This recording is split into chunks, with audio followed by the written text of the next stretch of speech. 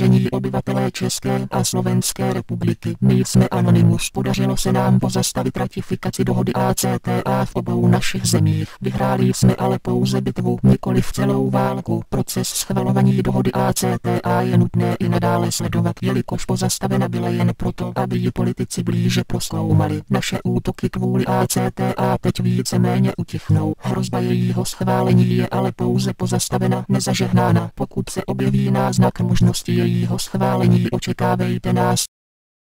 Nyní přenášíme hlavní břemeno boju na vás, občany České a Slovenské republiky. Přišel čas bojovat v ulicích a ne pouze na webu. Nadále budeme bojovat po vašem boku, sledovat a podporovat vaše počínání a také vás bránit před vším, co by nebylo ve vašem zájmu. Dejte politikům vědět, že nás neuchlácholí jen planými řečami bez skutkového základu. Vy se nemusíte ničeho obávat. Nevěřte lžím, které šíří média o Anonymous. Nechceme vykrádat vaše bankovní účty, nechceme vyřazovat nemocniční systémy ani vypínat semafory. Proto vyzýváme redaktory televizí Nova, Prima a Markíza, aby přestali s vymýšlením nepravdivých senzací. Jsme s vámi, ne proti vám.